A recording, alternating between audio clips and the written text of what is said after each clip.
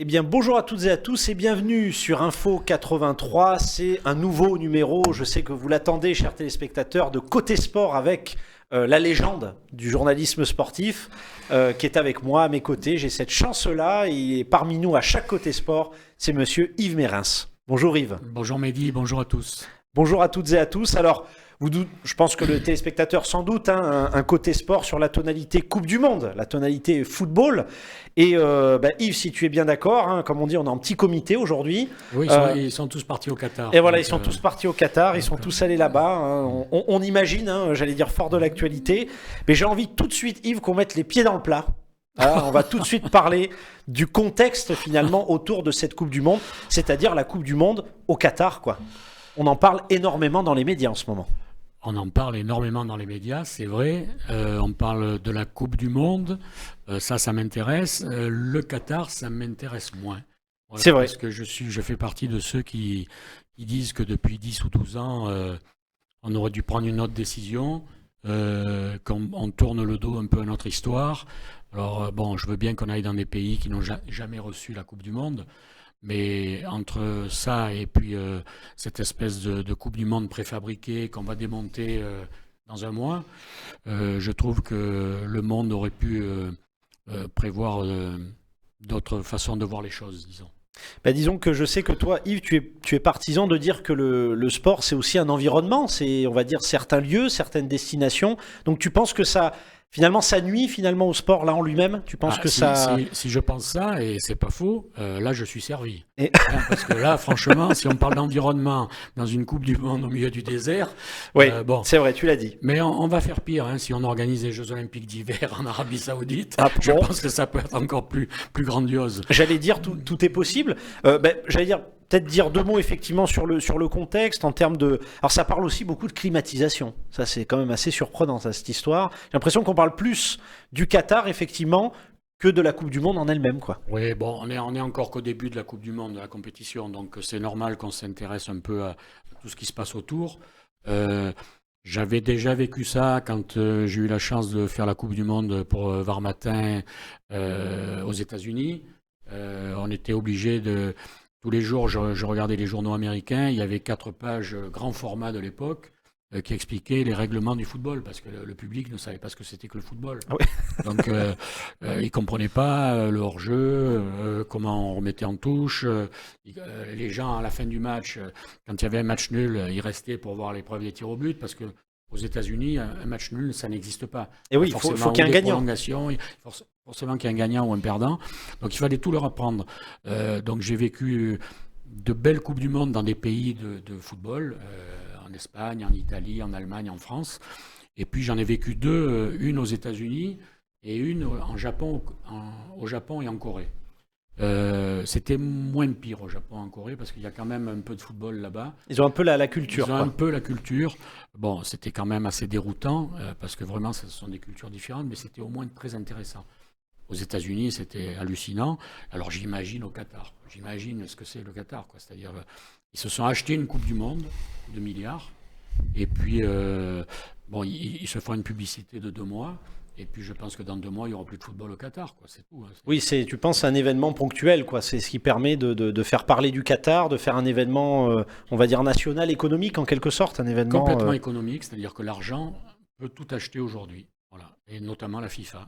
Et j'allais dire, ça redore pas forcément le blason du football, où j'allais dire les détracteurs ont tendance à beaucoup associer le football au financier, quoi. Oui, mais on peut, si vous organisez une Coupe du Monde en Allemagne où il y a eu quand même quelques problèmes, si vous organisez, je pense que en France, en Italie, en Espagne, tout n'est pas complètement clean.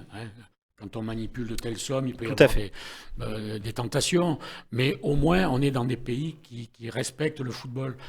Là, le Qatar ne respecte en rien le football. Je vous dis, c'est une fenêtre de 1 mois et demi. Ils ont mis 10 ans à construire 8 stades dont Oui, c'est vrai, la ouais. plupart vont disparaître. Il y a eu quelques milliers de morts. On sait où en sont les droits de l'homme et tout ce qui se passe. Bon, et ils nous disent que c'est pas la même civilisation, c'est pas la même culture. Bon, je veux bien les entendre, mais moi j'ai pas envie de partager ça. Donc je préfère qu'on reste dans notre histoire, qui est déjà suffisamment belle par rapport à ce qu'elle a donné depuis 100 ou 150 ans. J'allais dire, fort de ton expérience de journaliste aussi, je voudrais avoir un petit peu ton avis, puisque ça défraie la chronique, il faut en dire quelques mots, sur cette histoire de brassard aussi. Cette histoire de brassard. Alors c'est vrai qu'en ce moment, tous les médias ne font que parler de ça, ce port du brassard, faut-il le porter, pas le porter. La FIFA a dit, bon, bah, il faut pas le porter. Qu'est-ce que toi tu en penses? C'est un faux problème? Non, c'est un vrai problème. Et c'est un problème que l'on devrait respecter. C'est-à-dire qu'il faut respecter aussi la liberté. Même quand on va dans un pays comme le Qatar, il faut qu'on ait la liberté de faire passer quelques idées, d'essayer de les faire évoluer. Bon, peut-être que c'est dans notre sens et pas dans le leur, mais bon, je pense que respecter toutes les formes de vie commune, je pense que c'est capital. Donc, c'était bien de montrer ça. Ce qui me navre, c'est que c'est pas forcément le Qatar qui l'a interdit, ce port du brassard, c'est que c'est la FIFA elle-même qui a interdit au capitaine, sous peine de prendre un carton avant que le match ne débute, qui a interdit ça. Donc, je trouve ça particulièrement scandaleux. Disproportionné. Oui, mais scandaleux. Scandaleux. J'ai pas peur des mots. Scandaleux parce que je pense qu'on aurait pu les aider à faire quelques progrès. C'est vrai, on le dit, c'est vrai que derrière aussi un événement sportif de cette envergure, c'est aussi, je reprends ton expression, des tribunes, hein, aussi des ambassades, c'est toute une culture, c'est des valeurs derrière, on le dit assez souvent en tout cas sur notre plateau auprès des téléspectateurs d'Info 83. Je voudrais aussi avoir ton avis également sur l'utilisation de la vidéo, sur le temps additionnel aussi, quel est ton point de vue là-dessus sur cette compétition? Là, techniquement, je pense qu'ils ne seront pas en retard parce que bon, là, c'est la FIFA, c'est le monde entier qui a mis en place les outils. Oui. C'est pas forcément le Qatar mais c'est au Qatar que ça va se passer. Donc je pense qu'ils vont faire quelques progrès au niveau de l'utilisation de la vidéo. Il était temps qu'ils fassent des progrès parce que quand je vois ce qui se passe en championnat de France, oui. C'est assez ridicule. D'ailleurs, entre parenthèses, c'est tellement ridicule que le numéro 1 des arbitres français au bord de se faire virer, donc c'était pas des journalistes qui avaient inventé des problèmes, c'est qu'il y avait vraiment des problèmes. Donc la vidéo va faire des progrès.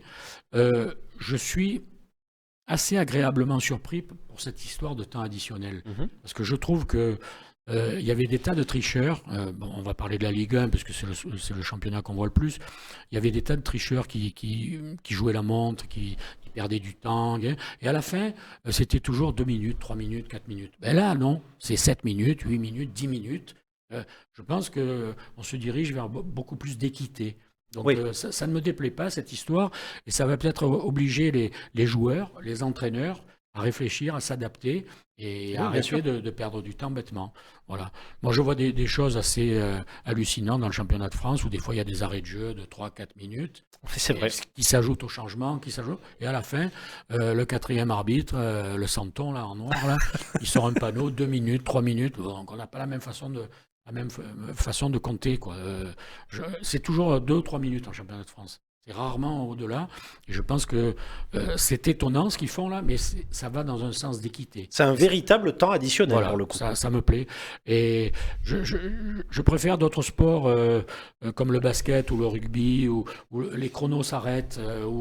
Voilà. Oui, donc, on peut faire des temps morts. On peut faire des temps morts, on arrête le chrono, donc on ne perd pas de temps et on ne peut pas tricher. Voilà, tout le monde voit dans un match de rugby, quand l'arbitre dit stop, le chrono s'arrête et il n'y a aucune contestation et on s'arrête à 40 minutes quand même. Oui, c'est vrai que le football avait cette mauvaise image, très souvent. Le football, il y a beaucoup d'abus. Dès qu'on domine le score, on va ralentir, on va mettre du temps à aller chercher le ballon, etc. etc. Avant de parler un petit peu de la Coupe de France, je voudrais avoir aussi un petit peu ton avis sur l'Angleterre, sur le football anglais. On va parler des matchs quand même. Oui, tu as raison. Tu as raison. J'allais amener tout de suite sur tu préfères qu'on parle tout de suite des matchs? Oui. Comme ça, au moins, on est dans la thématique de la Coupe du Monde. On est à l'heure où on enregistre, on est au lendemain d'un beau succès. C'est vrai, tu n'as pas tort. Je voulais voilà. Tu as raison. Allons-y. Donc, comme je disais, mettons les pieds dans le plat. Non, mais c'est un plat qui n'est pas désagréable. C'est vrai que c'est très bien pour la France en plus, pour le coup. On a eu un quart d'heure où on s'est posé quand même de vraies questions. C'est vrai. Quand j'ai vu l'Australie ouvrir le score sur une erreur de placement de Pavard, je me suis dit tiens, là on s'est mis dans de beaux draps. Donc il était très affecté aux images, la Pavard, il a bien compris que... Il aurait mieux fait d'être affecté quand son ailier gauche est parti dans son dos plutôt que d'être affecté après le but. Donc là, je me suis dit, on s'est mis dans de beaux draps. Et puis finalement, ils ont rapidement repris le dessus, ils ont remis de l'ordre un peu dans leur jeu. Et ils ont signé une très belle victoire, parce que au-delà des 4 buts, il y a aussi quelques belles actions. Il y a 2 ou 3, au moins 1 ou 2 buts immanquables par Mbappé. C'est vrai. Il y a le ciseau de Giroud qui aurait été sans conteste le but de la Coupe du Monde s'il le met au fond, au lieu de tirer 40 centimètres à côté. Non, il y a eu de belles choses, il y a eu de belles prestations, les jeunes ont tenu leur rang.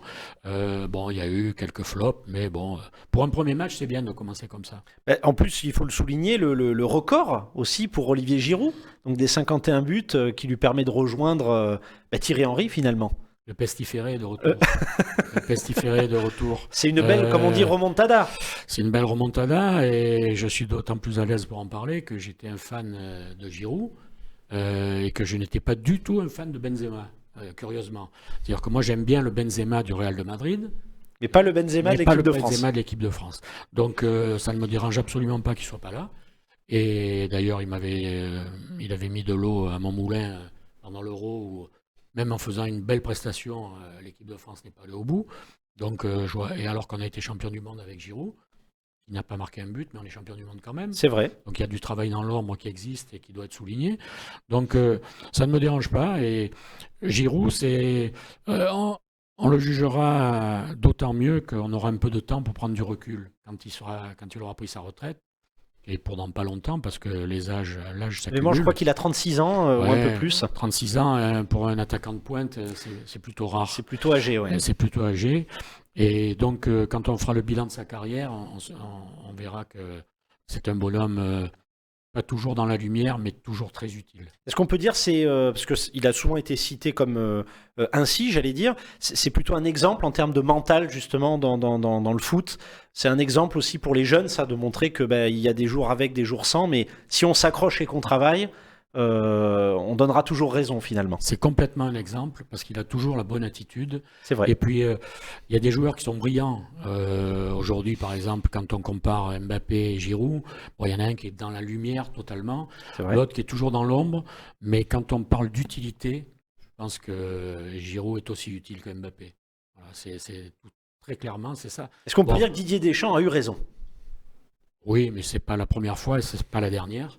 Vous me connaissez, je suis un inconditionnel de Didier Deschamps, même si sur cette Coupe du Monde, je sais que vous allez me relancer, mais il y a des choses à dire sur les décisions de Didier Deschamps. Mais non, Didier Deschamps a raison. Didier Deschamps, c'est un pragmatique, il a les pieds sur terre, il sait ce qu'il fait. On parlera après dans quelques années, puisque là c'est trop chaud pour en parler aujourd'hui, mais est-ce qu'il voulait vraiment le retour de Benzema ou pas?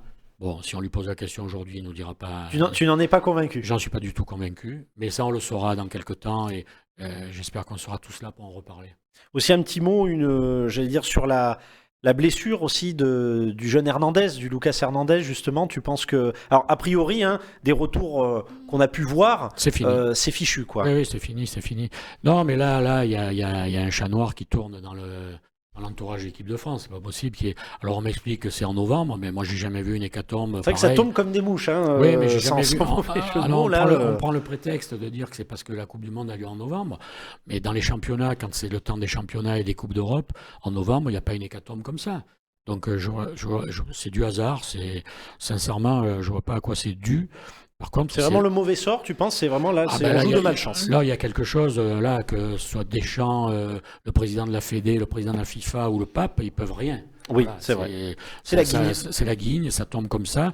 Bon, après, il faut savoir s'il fallait emmener Benzema entre deux eaux, s'il fallait prendre Varane, qui est toujours boitillant et qui n'a pas joué le premier match, s'il fallait prendre des précautions particulières avec Lucas Hernandez, qui restait sur une grave blessure, plus une petite blessure, donc il a qu'un mois de compétition. Absolument. Je n'oublie pas non plus que Koundé, il y a eu beaucoup de questions, c'est la doublure côté droit, donc ça fait beaucoup, et on prend des risques de partir avec...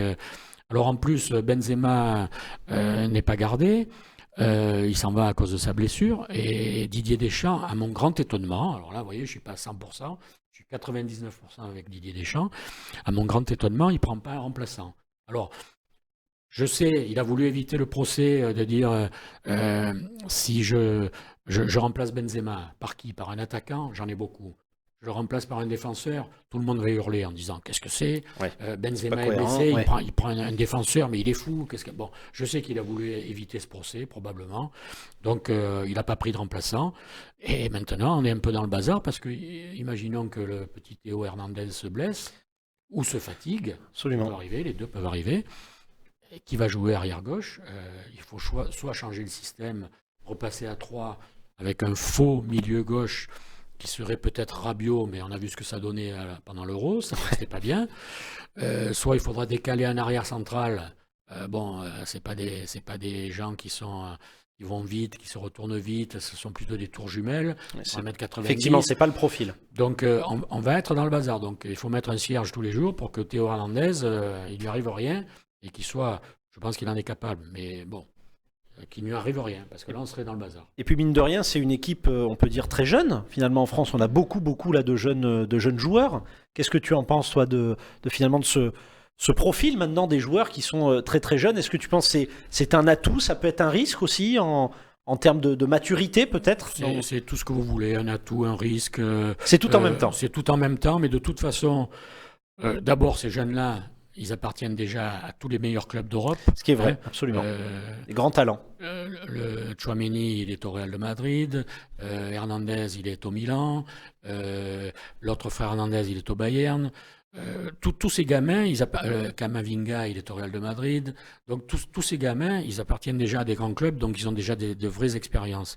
Donc je ne pense pas que ce soit un souci. Je rappelle quand même que les Français sont champions du monde avec Hernandez à gauche et Pavard à droite, qui n'avaient jamais joué un match ou très peu. Absolument. Et qui étaient très jeunes à l'époque, il y a 4 ans. Donc il n'y a pas de vérité. Et ça a été une révélation, Pavard d'ailleurs, avec ce magnifique but qu'il avait mis pendant la précédente. Qui nous dit que Tchouaméni et compagnie ne seront pas des révélations de ce mondial? C'est vrai. C'est tout le mal qu'on leur souhaite et je pense qu'ils ont le potentiel pour être de vrais bons joueurs. Donc laissons faire un peu cette nouvelle génération. J'ai un petit souci quand même, c'est que hier sur la compo de l'équipe, j'ai trouvé qu'il avait pris beaucoup de risques, même si l'Australie, c'est l'Australie. Hein. Ils sont meilleurs au rugby à 15 et à 13 et dans d'autres sports inconnus en Europe, mais en football, c'est encore pas ça. Mais ils sont quand même, c'est une équipe solide. Mais là, donc il a pu se permettre de jouer avec 4 attaquants, Mbappé, Giroud, Dembélé et Griezmann. C'était très offensif. Plus Rabiot, je considère comme un joueur offensif. Oui, absolument. Donc quand on va jouer une grosse équipe, un vrai pays de football.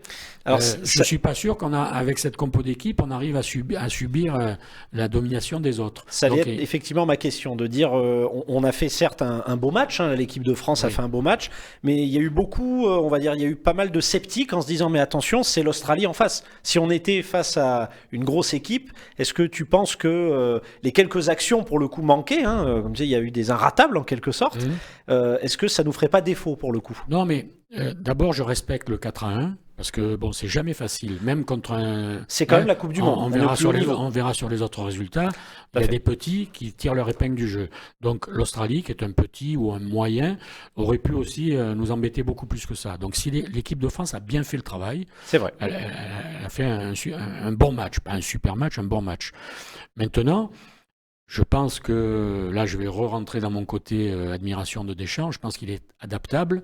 Il ne va pas se lancer la fleur au fusil, le poitrail à l'air contre le Brésil, il mesure ses risques. Ou la Belgique avec 5 joueurs offensifs et une charnière débutante et un milieu pas très expérimenté. Ça serait plutôt audacieux, oui. Donc je pense qu'il va prendre quelques réserves et s'organiser différemment pour d'autres matchs. Mais sur celui-là, c'était bien.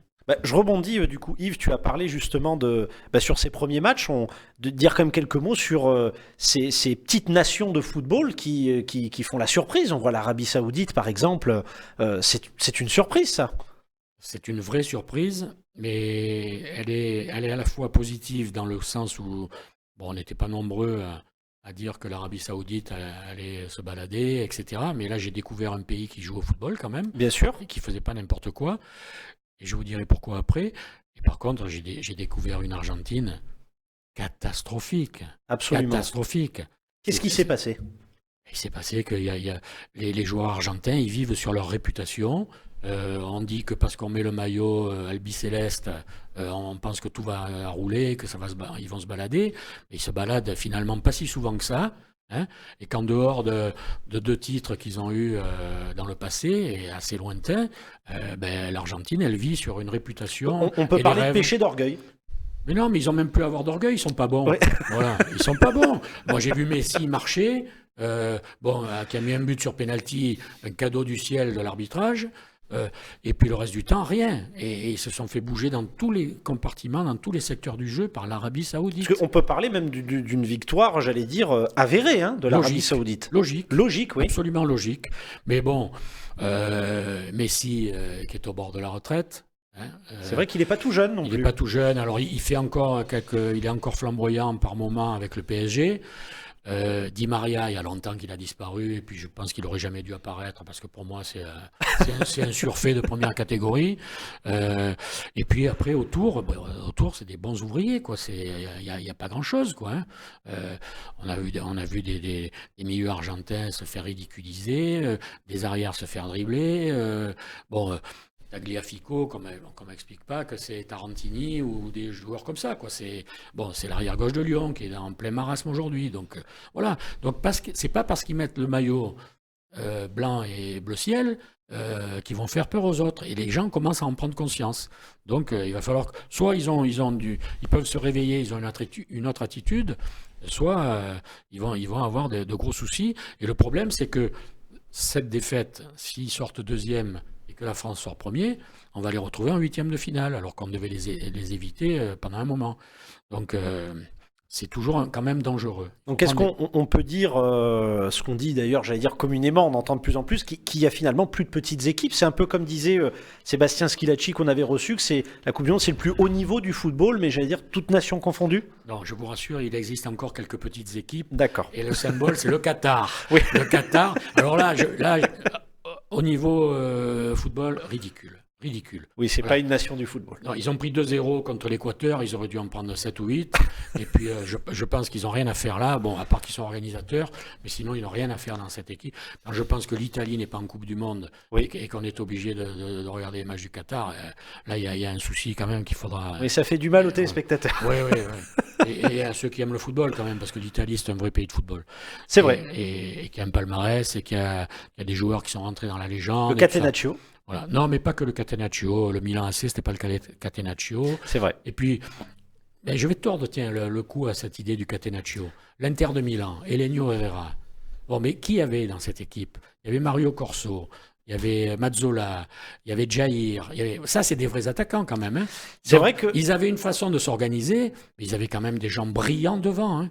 Mais c'est vrai que l'Italie, ce qui leur colle à la peau, c'est toujours ce dispositif défensif. Je sais pas pourquoi. C'est leur football qui est comme ça. Ils ont ça dans les gènes. Ils aiment défendre, ils savent s'organiser. Tactiquement, ils sont très au point.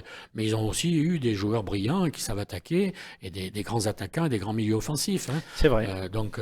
Non, il faut pas caricaturer l'Italie. Non, mais même à l'époque, je pense à des Del Piero, à des Francesco Totti. Bon, c'est quand même des figures du football. C'était de grandes figures offensives. Donc, j'allais venir sur le championnat anglais, si tu me le permets, Yves. Mm-hmm. Alors, du coup, j'ai envie qu'on parle de Manchester. Oui. Ils sont au creux de la vague, hein, quand même. Hein, et la vague est très haute. Hein. Voilà, donc, ça fera plaisir à Ferguson. Oui, mais c'est toujours pareil. Derrière les grands, il y a toujours une période délicate. Et est-ce que, d'ailleurs, les grands ne font pas exprès d'avoir un peu après moi, le déluge? Donc, je me demande si ça n'avait pas été préparé, ça. Et que... Tu penses que ça serait un coup, en quelque sorte, de com', on peut dire?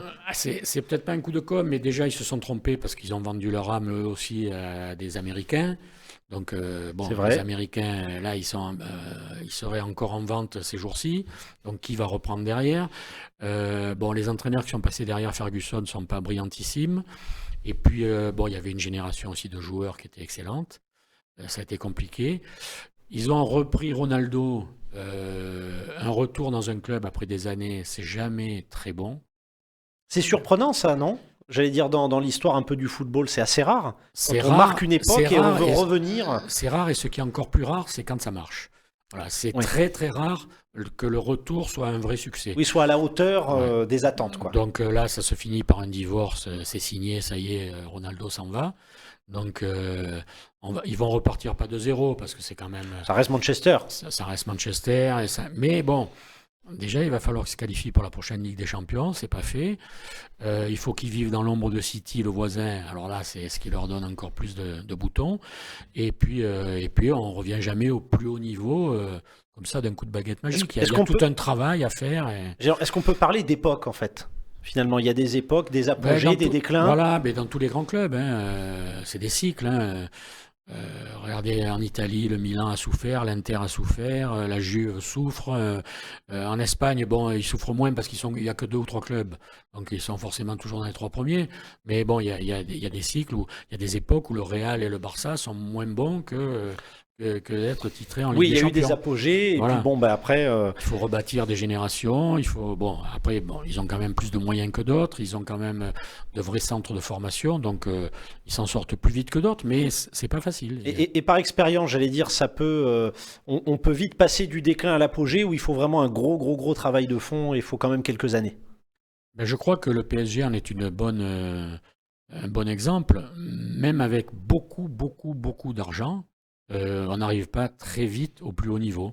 City, pareil. Ils ont mis, alors c'est ceux qui ont dépensé encore bien plus que le PSG, ils n'arrivent pas à dominer l'Europe comme United a dominé, ou comme C'est le vrai. Bayern a pu dominer, ou le Real, ou le Barça. Voilà, ils sont pas encore installés dans ce Donc il faut fauteuil-là. encore, voilà, il faut des années, Il faut des années. il faut du travail. Il faut, à mon avis, beaucoup de travail. Il faut avoir beaucoup d'idées. Il faut avoir beaucoup de gens intelligents et du football à la tête du club. Et l'argent ne suffit pas. Et c'est une bonne leçon de vie. Alors c'est ce qu'on dit, hein, on le rappelle aux téléspectateurs, on le dit souvent sur notre plateau, que le sport, c'est pas uniquement, j'allais dire, les acteurs sportifs, les protagonistes, les joueurs, c'est aussi l'entraîneur, c'est le staff, c'est une ambiance, c'est une présidence de club aussi, c'est toute une organisation. Et ça, c'est important, en tout cas de le souligner, pour tous les téléspectateurs qui seraient, par exemple, néophytes, en tout cas dans le sport. C'est tout un environnement. Je voudrais quand même qu'on dise... Oui, je t'en prie. Sur les entraîneurs, je veux bien rebondir parce que je trouve ça très important, notamment en ce moment. On va chercher partout dans le monde des entraîneurs étrangers, notamment dans le championnat de France, alors qu'on a de très bons entraîneurs qui sont sans club aujourd'hui. Je vais prendre un exemple d'actualité. Aujourd'hui, l'entraîneur de l'Arabie Saoudite, c'est Hervé Renard. Absolument. C'est un Canois. Et son premier adjoint, c'est Laurent Bonadei, qui est un Toulonnais du Sporting. Et voilà 2 personnes qui ont été obligées d'aller faire fortune ailleurs, parce qu'il n'y a pas un club français qui est capable de les prendre. Laurent Bonadei, pour moi, il aurait pu faire le même parcours que Franck Hayes à Lens. C'est-à-dire un type du coin, intelligent, diplômé de football, qui était toujours dans l'ombre, qui n'avait jamais sa chance. Et tout d'un coup, on lui donne une chance, et comme par hasard, il réussit admirablement. Des Laurent Bonadei, je pense qu'il y en a plein dans le football en France. On n'a pas besoin d'aller chercher allez, je vais être poli, je vais dire des titres, comme Marcelo Bielsa, Sampaoli, voilà, qui sont des mercenaires, qui viennent vite prendre un chèque pendant 2 ans, qui s'en vont sans dire au revoir, Et qui n'ont pas l'attachement... qui n'ont même pas dit bonjour pendant qu'ils étaient là. Ouais. Voilà. Donc, moi, ces gens-là, je commence à en avoir plein le dos, vraiment marre, et je voudrais qu'on redonne un peu de leur chance à des entraîneurs français qui, entre parenthèses, forment tous les meilleurs jeunes français qui vont après jouer à l'étranger. Donc ça veut dire qu'ils ne sont pas aussi mauvais que ça, les entraîneurs français, puisqu'ils arrivent à sortir ces jeunes-là. Donc il faudrait leur donner, retendre un peu la main à ces gens-là. Mais j'allais dire, est-ce que c'est quelque chose qui s'est perdu? Parce que je veux dire, fort encore une fois de ton expérience de journaliste sportif, j'ai une pensée, tu parlais de Toulon, on parle du Sporting. Je prends l'exemple de Roland Courbis, qui était un joueur du Sporting, qui s'est retrouvé même pendant une courte période, si je ne dis pas de bêtises, joueur-entraîneur en quelque sorte. C'est quelque chose qui s'est perdu, ça, je veux dire, de prendre vraiment quelqu'un du cru en quelque sorte, et qui va prendre ensuite, dans son évolution de carrière, c'est vrai que beaucoup maintenant, on va recruter à l'étranger. Mais comment se fait-il? Prenons un exemple qui nous touche de près, géographiquement, l'OM. Eh oui. Dans la région de l'OM, de Marseille, il y a des tas d'anciens joueurs qui sont là, qui vivent de ce qu'ils ont gagné dans le football, et dont on fait pas appel à leur qualité. Alors qu'ils ne demanderaient que ça. Ils ne demandent que ça.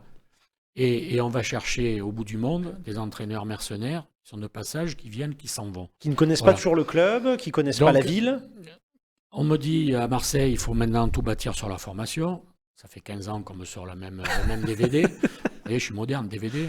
Bon, c'est peut-être plus ça maintenant d'ailleurs. Blu-ray. Voilà. Je suis dépassé.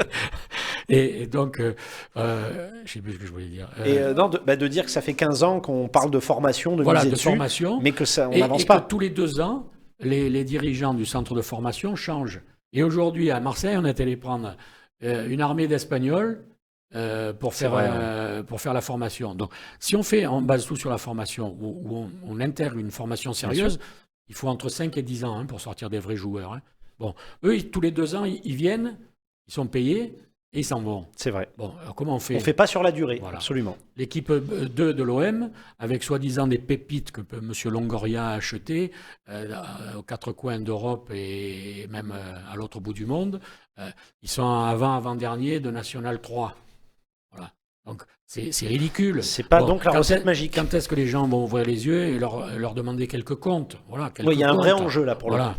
C'est tout. Il faut arrêter de nous dire on base tout sur la formation et puis être ridicule à ce point. Voilà. À un moment donné, il faut confronter à la réalité. Voilà. Donc, la réalité, elle n'est pas très glorieuse pour eux. Voilà. Alors en parlant justement de figures locales, la transition est toute faite. Je voulais qu'on dise 2 mots quand même sur la Coupe de France et sur, le hier OM, une pensée à Mourad Boudjelal. Béni des dieux. Béni des dieux, parce que tu peux, à ce stade-là, tu peux tomber sur un club moyen qui va t'éliminer sans gloire, etc. Là, il tombe sur le club de la Coupe de France. Ah ben c'est l'événement. Le club de la région. Alors, pas question de jouer hier, 1400 places. Mayol. C'est pas possible. Mayol, c'est pas sûr encore. Oui. C'est pas sûr. L'équipement n'est pas forcément encore adapté. Ouais. Il faudrait des grillages, il faudrait ceci, cela. Je pense que moi, je comprends. Moi, j'aurais émis l'idée d'inverser le match, d'aller à Marseille et de dire à l'OM, voilà, vous me garantissez tant. Il faisait 3 ans de budget là, en faisant ça. Ouais. Et parce que 99 chances sur 100, ils vont perdre hier. Donc faire une belle fête au Vélodrome. C'est pas les favoris, c'est sûr. On pouvait, les dirigeants pouvaient gagner une belle somme d'argent et faire profiter le club. 2, je pense que les joueurs de hier allaient jouer au Vélodrome. Je pense que ça aurait été le rêve de leur vie. Plein d'étoiles dans les yeux. Le rêve de leur vie.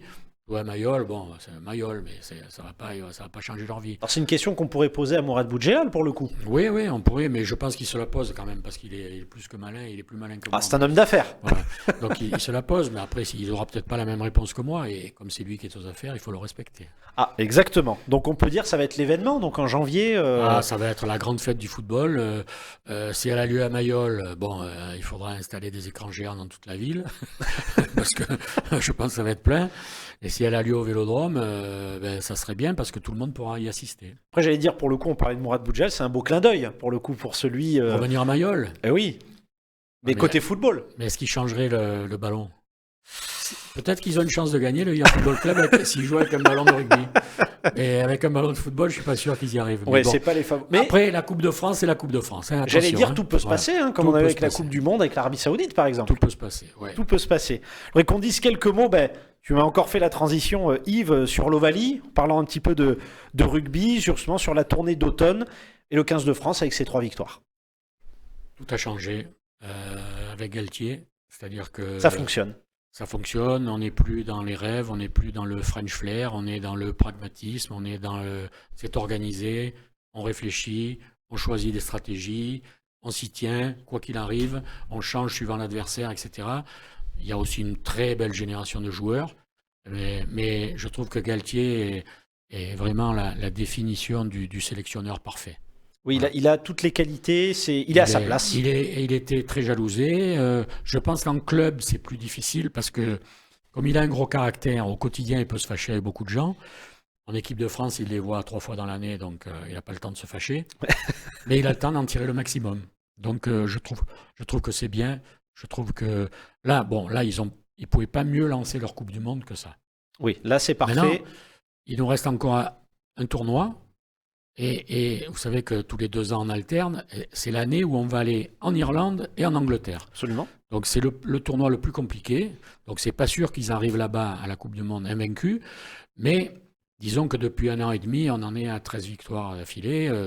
Je pense qu'ils ont lancé l'affaire sur de très très très bons rails. Et je pense que ça va leur permettre de passer au-dessus des quelques ennuis extra-rugby qu'ils vont avoir, puisqu'on est quand même un pays formidable où on obtient l'organisation de la Coupe du Monde.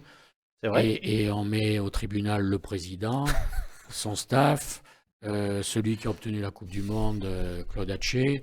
Je ne connais pas beaucoup d'autres pays qui sont capables de faire ça à 1 an de la Coupe du Monde qu'ils organisent. On aurait peut-être pu attendre la fin de la Coupe du Monde pour aller ouvrir ce genre de dossier qui, s'il y a quelque chose, le mérite. Oui, ils sont légitimes, mais c'est dommage de le sortir dans ce contexte. C'est le timing qui ne me plaît pas. Le timing n'est pas bon, non, effectivement. À mon avis, c'est pas très ça gâche heureux. un peu la fête. Ça gâchera forcément la fête, quelle que soit l'issue. Parce que je pense que si les dirigeants sont blanchis, ils vont être revanchards et peut-être rancuniers. S'ils sont condamnés, c'est encore pire. Donc je pense qu'on se paye quand même une gaufre là, qui ne méritait pas d'être à ce moment-là.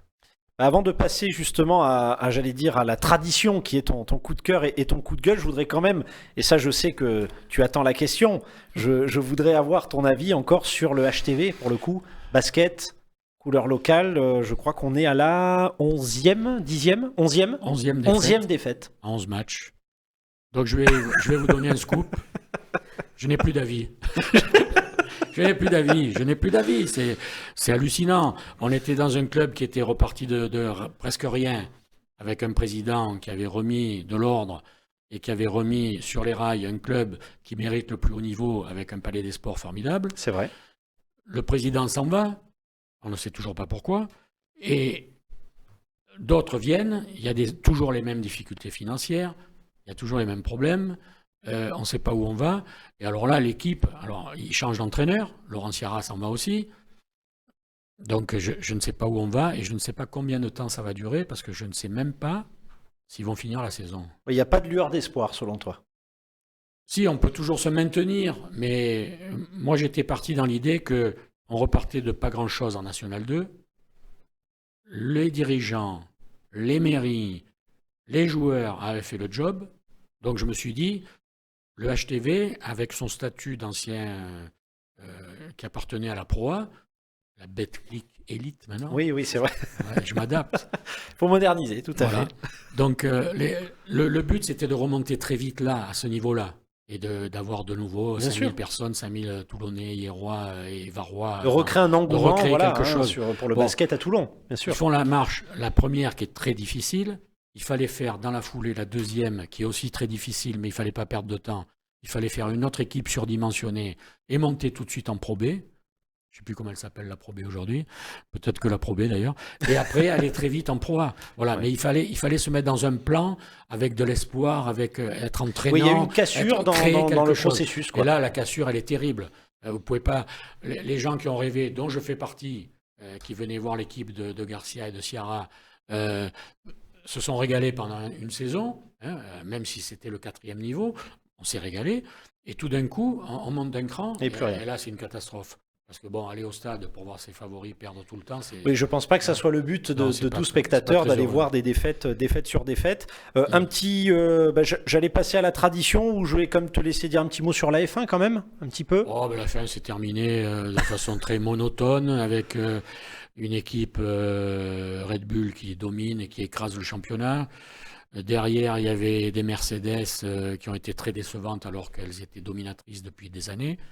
Donc il s'est passé quelque chose. Là aussi, une cassure, du déclin. Comme quoi, quand on n'a pas la voiture, on ne peut pas être champion, c'est malheureusement. Ça fait partie. Et puis entre les deux, il y avait les Ferrari qui ont pris des décisions très curieuses dans la gestion des Grands Prix et Leclerc, il est très gentil de leur dire qu'il va continuer avec eux parce qu'ils sont très forts, alors qu'ils lui ont fait perdre quelques Grands Prix juste dans les stands. Donc voilà. Je suis toujours dans le temps aujourd'hui où je préfère la moto que la voiture, parce qu'il se passe des choses en moto, alors que le tourniquet F1, là, il est un peu monotone. Les victoires se jouent sur les pneus, dans les stands, machin. Moi, j'aime bien voir quand les pilotes se passent, se doublent, se redoublent. Oui, voilà. Que ça soit pas que des composantes techniques, finalement. Ouais. Oui, que ça se joue vraiment sur le pilotage. Ouais. Ça rejoint un peu la discussion qu'on a eue avec Lucien Aymar au précédent numéro. J'ai une profonde admiration pour les pilotes et j'ai beaucoup moins d'admiration pour les voitures. Bah, Voilà, les voitures, ce sera toujours du technique, c'est pas du. Moi, l'humain me plaît beaucoup. bien sûr, Alors, le sportif. j'aimerais que ce soit le meilleur pilote qui gagne. Or, c'est pas toujours le meilleur pilote qui gagne, c'est la meilleure voiture qui gagne. C'est vrai. Voilà. Donc, si demain vous mettez Lewis Hamilton dans les AlphaTauri, Ouais, à mon avis, ça marche pas. il va faire 10e, hein, comme les autres. Hein. Voilà. Ouais, Et Verstappen dans une McLaren ou encore plus bas, eh ben, il ne sera pas champion du Oui, monde. c'est peut-être le mauvais Voilà. côté finalement Voilà. maintenant de Après, bon, ce sport. pour arriver dans les meilleures écuries, il faut avoir des qualités, donc il y a aussi des sélections, tout ça. Oui, en général, ils sont très bon niveau, les Mais pilotes, bien les entendu. 5-6 meilleurs pilotes, bon, ben, la différence, elle se fait sur la voiture. Oui, il y a vraiment un décalage technique. Ouais. À mon avis, hein, je peux me tromper, je ne suis pas un grand spécialiste, mais c'est un peu le... Oui, j'allais dire, ça se voit un petit peu quand même. Je voudrais qu'on conclue, Yves, sur le traditionnel coup de gueule et coup de cœur. Alors le coup de gueule, c'est quelque chose qui me chiffonne beaucoup en ce moment. C'est qu'il y a quelques joueurs de rugby de très haut niveau, dont Karl Heyman, le pilier du RCT et champion du monde néo-zélandais, qui ont passé leur vie à prendre des coups, qui sont très abîmés. Certains sont frappés de démence. Donc c'est une accumulation de commotions cérébrales, de ce rugby violent, engagé. Donc ils sont en train de se regrouper. Alors ils vont attaquer la Fédé, la Ligue. Je ne sais pas si c'est vraiment ces gens-là qu'il faut attaquer. Je pense que c'est le rugby qu'il faut attaquer. Parce que c'est d'abord, Eman, il n'a pas pris que des coups à Toulon, il a pris des coups partout dans le monde. Et les autres aussi, et ses copains. Et je trouve qu'il faut que le rugby, qui en général est un sport qui évolue beaucoup, qui avance, qui fait changer ses règles, qui n'a pas peur de la modernité, je voudrais qu'il se penche un peu sur ce problème de... Parce que là, aujourd'hui, il y a des blessés graves, il y a de la démence, et je pense qu'il va y avoir des accidents encore plus graves. Quand je vois ce qu'a reçu Danty, la charge qu'il a pris dans un regroupement, le bonhomme qui est arrivé en planche, qu'il a pris pleine tête, un jour, ça peut être plus grave qu'une commotion. C'est important de soulever ce problème-là. Je ne suis pas forcément pour le procès ou l'accusation. Non, voilà la mise en cause. Je voudrais que le rugby soit assez intelligent pour réfléchir à ça. Autour de cette question. Avant qu'il y ait un drame, un vrai drame. Voilà, ça, oui, d'être dans l'anticipation plutôt que la réaction. Et on est au bord de... ça n'a jamais été aussi proche, hein, parce que les joueurs n'ont jamais été aussi costauds. Oui, les gabarits, ça a beaucoup changé en quelques décennies. Ça va à 2000 à l'heure. Ça fait 100 kilos pour un 3/4. Les chocs sont assez conséquents. Les chocs sont terribles. Alors, ils sont aussi mieux armés que les joueurs de l'époque pour prendre un truc. Mais à un moment donné, ça va exploser quand même, quoi. Quand il y a 15 Jonah Lomu contre 15 Jonah Lomu aujourd'hui. Oui, c'est vrai. À l'époque, c'était 1. C'est vrai. Et tout le monde ne savait pas comment le prendre. Aujourd'hui, ils sont 15 et ça tape à longueur de match. Donc, je pense qu'il faudra vraiment mettre le sujet sur la table. Bon, c'est important de le souligner. On va finir sur une bonne note. Le coup de cœur. Le coup de cœur, j'en ai parlé tout à l'heure un petit peu. C'était la réussite de Hervé Renard et Laurent Bonadei. Oui. Bon, voilà, c'est deux personnages de la région. Donc, on le rappelle, de la sélection d'Arabie Saoudite de football. Qui a battu l'Argentine. L'Argentine de Messi, hein, pas l'Argentine parce qu'il y a eu des périodes où l'Argentine n'avait ni Maradona ni Messi. J'ai pas osé dire l'Argentine de Di Maria parce que je pense que ça t'aurait pas Non, mais plu. là, ils ont battu l'Argentine de Di Maria. Donc, ils l'ont battu et pas n'importe comment, c'est-à-dire en étant intelligent, en réfléchissant, en posant une vraie tactique, en formant depuis 3 ans des joueurs qui ne jouent qu'en Arabie Saoudite. Donc ça me fait sourire parce qu'ils ne jouent qu'en Arabie Saoudite. Ils ne sont pas allés comme plein d'autres pays à l'étranger, tout ça. Parce qu'en Arabie Saoudite, les salaires sont largement aussi importants qu'en Europe oui, ils sont très bien d'autres payés. pays du Golfe. Donc, c'est un petit peu pour ça aussi qu'ils restent là. Voilà, il y a une réalité financière. Mais il y a quand même une morale à ça. Ils sont là, ils restent là. Et ils ont pris 2 entraîneurs. Alors, ce n'est pas des Sampaoli ou des Bielsa. Hein, c'est 2 personnes qui ont un savoir-vivre, qui sont correctes, qui sont intelligents, qui vous disent bonjour en vous regardant dans les yeux. Voilà, qui sont humains. Et qui ont des idées de football qui tiennent la route parce que ce tandem-là, ils ont gagné des Coupes d'Afrique des Nations. Ils ont gagné. Alors donc, un grand coup de chapeau à eux. C'est bien de les mettre à l'honneur. Voilà. Je suis très fier que le petit Laurent Bonadei, que j'ai connu tout jeune, etc., dont le grand-père était président du Sporting d'ailleurs, hein, Donc, vous voyez, il y a une vraie histoire de football. Voilà, avec, on revient le à cet Sporting, environnement, etc. ce folklore, tout à Voilà. fait. Et ils sont obligés d'aller à l'autre bout de la planète, mais assez loin, pour faire triompher leurs idées. On peut espérer qu'un jour, ils entraîneront ici. Sait-on jamais? Ils reviendront en France. Oui, ben, c'est tout le mal que je leur souhaite. Hein. Et voilà, on croise les doigts. Mais ça serait surtout bien, bon, pour eux, j'en sais rien, parce que bon, on est tellement bas, mais ça serait très bien pour le football varois, ça c'est sûr. Ah bah pour le coup, c'est sur cette note positive que je vais te remercier, Yves, pour ce C'est un nouveau plaisir numéro de et Côté Sport. on attend avec impatience le retour des Qataris. Bah, Tous nos amis sont là-bas, donc bon, il va falloir que. Oh, ils vont vite revenir, mais je pense qu'au prochain numéro... Je suis pas sûr qu'ils reviennent vite, parce que si les Bleus vont loin, ils vont rester jusqu'au bout. Hein. Oui, alors on va dire, on le souhaite à la limite. Oui, Vaut mieux que ça se passe comme ça. En tout cas, un grand merci Yves pour ce nouveau numéro de Côté Sport. Toujours un plaisir, Mehdi. Plaisir partagé, tu le sais. Et je vous dis à très bientôt, chers téléspectateurs, sur Info 83.